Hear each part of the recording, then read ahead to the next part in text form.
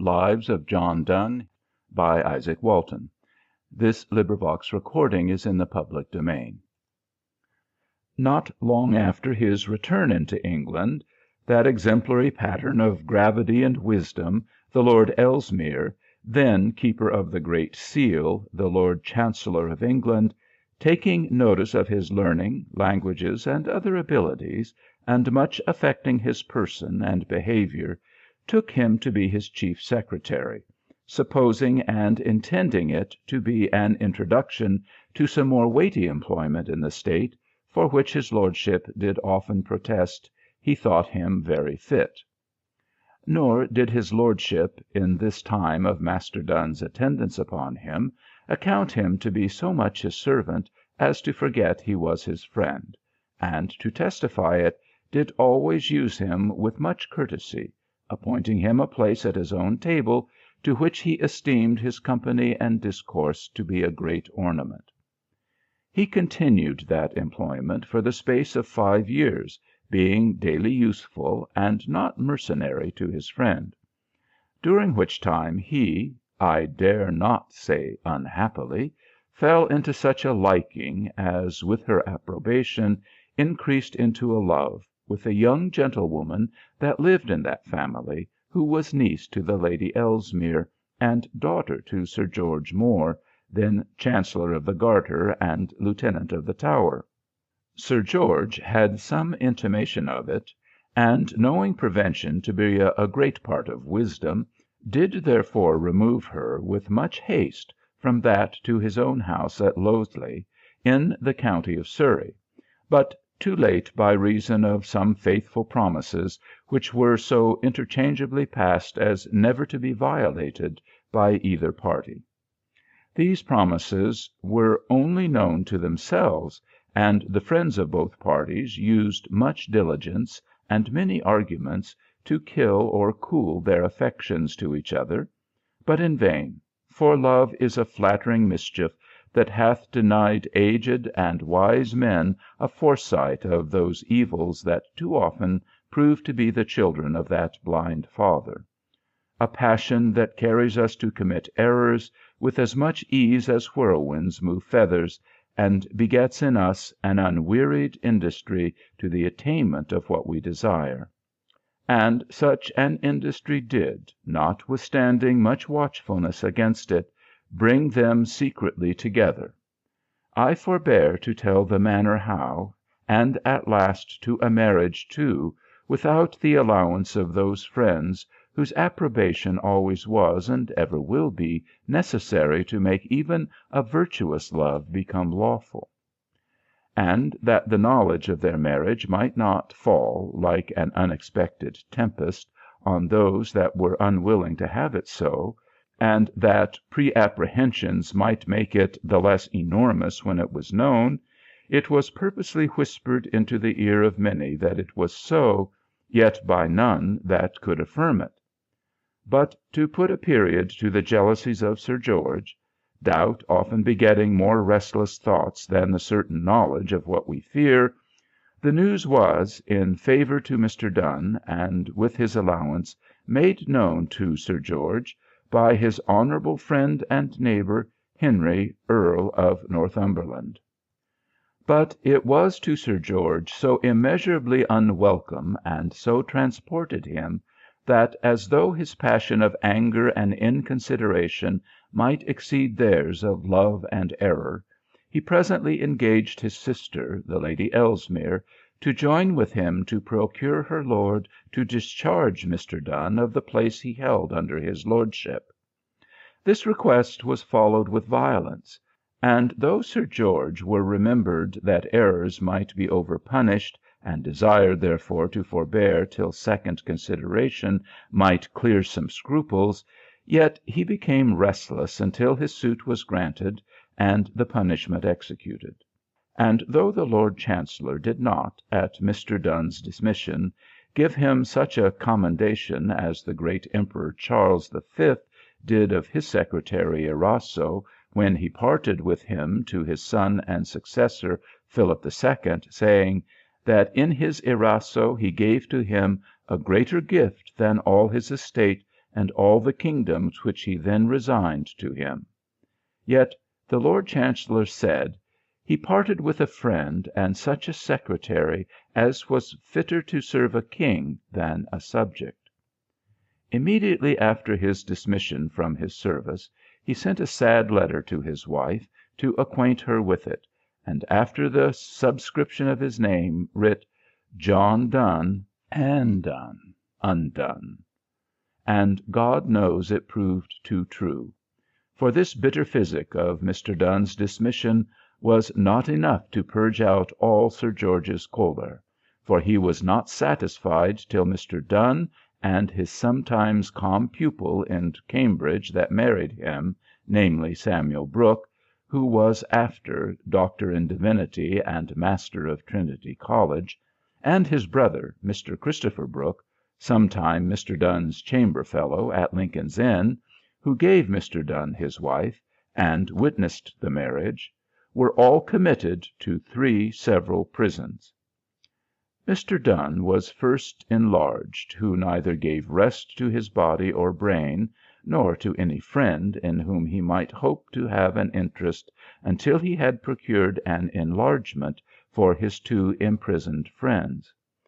He was now at liberty, but his days were still cloudy, and being past these troubles, others did still multiply upon him, for his wife was, to her extreme sorrow, detained from him, and though with Jacob he endured not a hard service for her, yet he lost a good one, and was forced to make good his title, and to get possession of her by a long and restless suit in law, which proved troublesome and sadly chargeable to him, whose youth and travel and needless bounty had brought his estate into a narrow compass.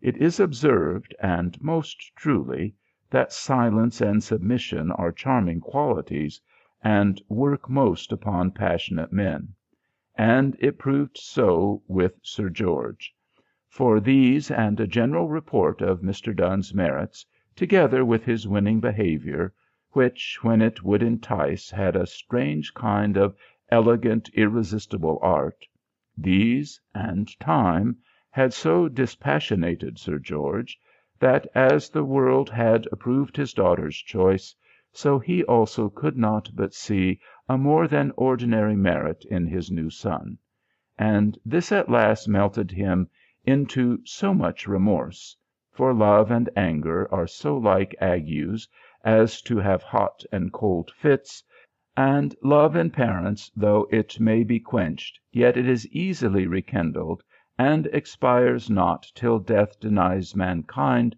a natural heat, that he laboured his son's restoration to his place, using to that end both his own and his sister's powers to her lord, but with no success, for his answer was, that though he was unfeignedly sorry for what he had done, yet it was inconsistent with his place and credit to discharge and readmit servants at the request of passionate petitioners.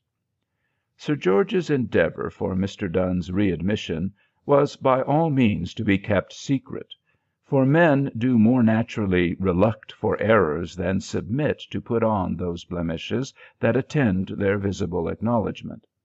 But, however, it was not long before Sir George appeared to be so far reconciled as to wish their happiness, and not to deny them his paternal blessing, but yet refused to contribute any means that might conduce to their livelihood. Mr. Donne's estate was the greatest part spent in many and chargeable travels, books, and dear-bought experiences. He, out of all employment that might yield a support for himself and wife, who had been curiously and plentifully educated, both their natures generous, and accustomed to confer and not to receive courtesies, these and other considerations, but chiefly that his wife was to bear a part in his sufferings, surrounded him with many sad thoughts, and some apparent apprehensions of want. But his sorrows were lessened and his wants prevented by the seasonable courtesy of their noble kinsman Sir Francis Wally, of Pirford in Surrey, who entreated them to a cohabitation with him, where they remained with much freedom to themselves, and equal content to him, for some years, and as their charge increased, she had yearly a child, so did his love and bounty. It hath been observed by wise and considering men, that wealth hath seldom been the portion, and never the mark, to discover good people, but that Almighty God, who disposeth all things wisely, hath of his abundant goodness denied it, he only knows why, to many whose minds he hath enriched with the greater blessings of knowledge and virtue, as the fairer testimonies of his love to mankind. And this was the present condition of this man of so excellent erudition and endowments, whose necessary and daily expenses were hardly reconcilable with his uncertain and narrow estate. Which I mention, for that at this time there was a most generous offer made him for the moderating of his worldly cares, the declaration of which shall be the next employment of my pen. God hath been so good to his church as to afford it, in every age, some such men to serve at his altar as have been piously ambitious of doing good to mankind, a disposition that is so like to God himself, that it owes itself only to him, who takes a pleasure to behold it in his creatures. These times, 1648, he did bless with many such, some of which still live to be patterns of apostolical charity and of more than human patience.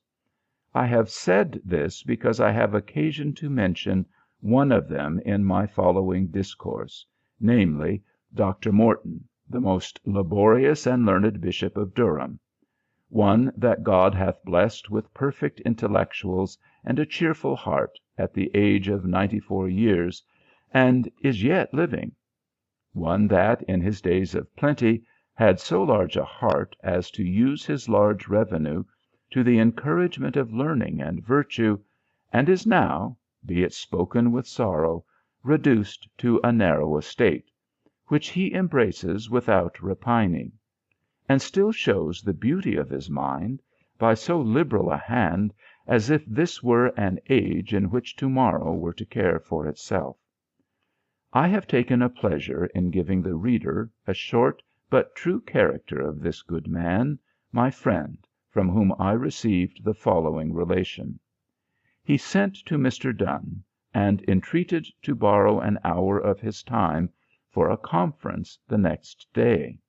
After their meeting there was not many minutes passed before he spake to Mr. Donne to this purpose: Mr. Donne, the occasion of sending for you is to propose to you what I have often revolved in my own thought since I last saw you, which, nevertheless, I will not declare but upon this condition, that you shall not return me a present answer, but forbear 3 days, and bestow some part of that time in fasting and prayer, and after a serious consideration of what I shall propose, then return to me with your answer. Deny me not, Mr. Donne, for it is the effect of a true love, which I would gladly pay as a debt due for yours to me. This request being granted, the doctor expressed himself thus: Mr. Donne, I know your education and abilities, I know your expectation of a state employment, and I know your fitness for it, and I know, too, the many delays and contingencies that attend court promises. And let me tell you that my love, begot by our long friendship and your merits, hath prompted me to such an inquisition after your present temporal estate, as makes me no stranger to your necessities, which I know to be such as your generous spirit could not bear, if it were not supported with a pious patience. You know I have formerly persuaded you to waive your court hopes, and enter into holy orders, which I now again persuade you to embrace, with this reason added to my former request: the king hath yesterday made me Dean of Gloucester, and I am also possessed of a benefice, the profits of which are equal to those of my deanery. I will think my deanery enough for my maintenance, who am, and resolve to die, a single man, and will quit my benefice, and estate you in it, which the patron is willing I shall do, if God shall incline your heart to embrace this motion. Remember, Mr. Donne, no man's education or parts make him too good for this employment, which is to be an ambassador for the God of glory. That God who by a vile death opened the gates of life to mankind. Make me no present answer, but remember your promise, and return to me the third day with your resolution. At the hearing of this, Mr. Donne's faint breath and perplexed countenance gave a visible testimony of an inward conflict. But he performed his promise, and departed without returning an answer till the third day.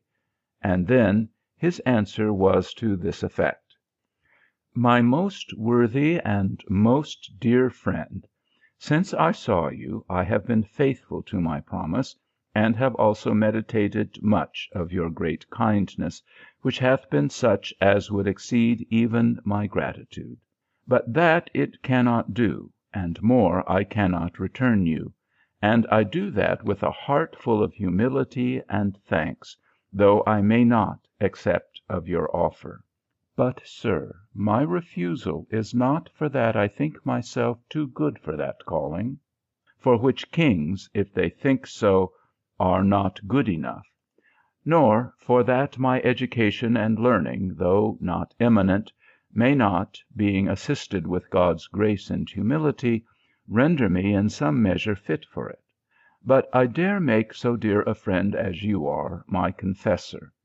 Some irregularities of my life have been so visible to some men, that though I have, I thank God, made my peace with him by penitential resolutions against them, and by the assistance of his grace, banished them my affections, yet this, which God knows to be so, is not so visible to man as to free me from their censures, and it may be that sacred calling from a dishonour.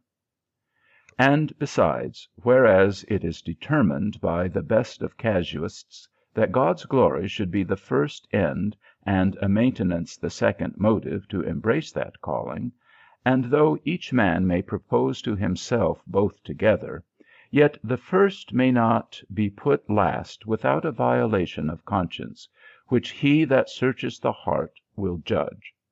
And truly my present condition is such, that if I ask my own conscience whether it be reconcilable to that rule, it is at this time so perplexed about it, that I can neither give myself nor you an answer.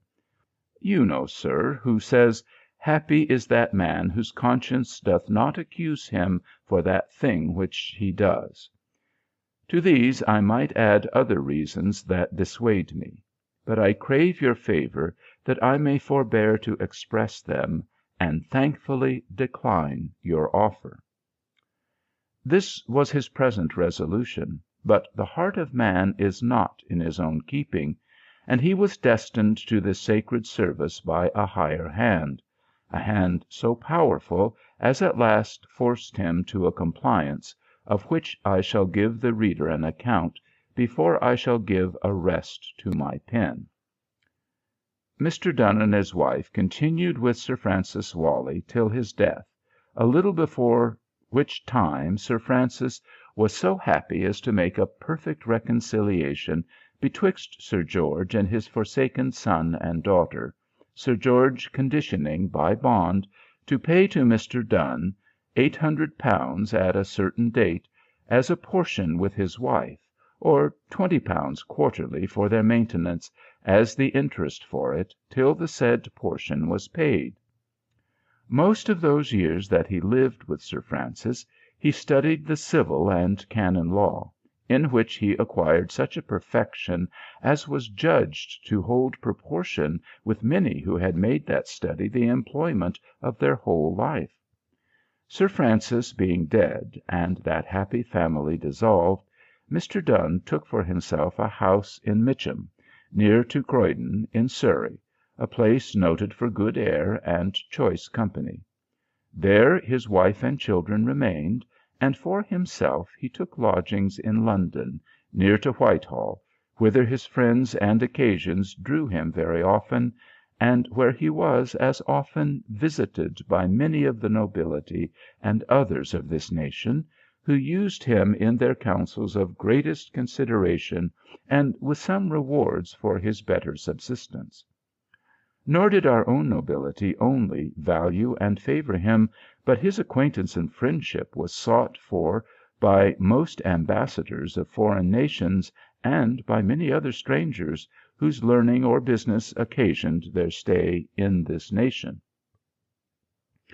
He was much importuned by many friends to make his constant residence in London, but he still denied it, having settled his dear wife and children at Mitcham, and near some friends that were bountiful to them and him, for they, God knows, needed it; and that you may the better now judge of the then present condition of his mind and fortune, I shall present you with an extract collected out of some few of his many letters. And the reason why I did not send an answer to your last week's letter was because it then found me under too great a sadness, and at present 'tis thus with me. There is not one person but myself well of my family. I have already lost half a child, and with that mischance of hers, my wife has fallen into such a discomposure as would afflict her too extremely, but that the sickness of all her other children stupefies her, of one of which, in good faith, I have not much hope. And these meet with a fortune so ill provided for physic and such relief, that if God should ease us with burials, I know not how to perform even that. But I flatter myself with this hope, that I am dying too, for I cannot waste faster than by such griefs. As for, from my hospital at Mitcham, John Donne, August 10. Thus he did bemoan himself, and thus in other letters. For we hardly discover a sin, when it is but an omission of some good, and no accusing act. With this or the former I have often suspected myself to be overtaken, which is with an over earnest desire of the next life. And though I know it is not merely a weariness of this, because I had the same desire when I went with the tide, and enjoyed fairer hopes than I do now, yet I doubt worldly troubles have increased it. 'Tis now spring, and all the pleasures of it displease me. Every other tree blossoms, and I wither. I grow older, and not better. My strength diminisheth, and my load grows heavier, and yet I would fain be or do something. But that I cannot tell what, is no wonder in this time of my sadness, for to choose is to do, but to be no part of any body is as to be nothing. And so I am, and shall so judge myself, unless I could be so incorporated into a part of the world, as by business to contribute some sustentation to the whole. This I made account. I began early, when I understood the study of our laws, but was diverted by leaving that and embracing the worst voluptuousness, a hydroptic, immoderate desire of human learning and languages, beautiful ornaments indeed to men of great fortunes, but mine was grown so low as to need an occupation, which I thought I entered well into, when I subjected myself to such a service as I thought might exercise my poor abilities, and there I stumbled and fell too, and now I am become so little or such a nothing, that I am not a subject good enough for one of my own letters. Sir, I fear my present discontent does not proceed from a good root, that I am so well content to be nothing, that is, dead. But, sir, though my fortune hath made me such as that I am rather a sickness or a disease of the world than any part of it, and therefore neither love it nor life, yet I would gladly live to become some such thing as you should not repent loving me. Sir, your own soul cannot be more zealous for your good than I am, and God, who loves that zeal in me, will not suffer you to doubt it. You would pity me now if you saw me write, for my pain hath drawn my head so much awry, and holds it so that my eye cannot follow my pen. I therefore receive you into my prayers with mine own weary soul, and commend myself to yours. I doubt not but next week will bring you good news, for I have either mending or dying on my side. But if I do continue longer thus, I shall have comfort in this, that my blessed Saviour, in exercising his justice upon my two worldly parts, my fortune and my body, reserve all his mercy for that which most needs it, my soul, which is, I doubt, too like a porter that is very often near the gate, and yet goes not out. Sir, I profess to you truly that my lothness to give over writing now seems to myself a sign that I shall write no more.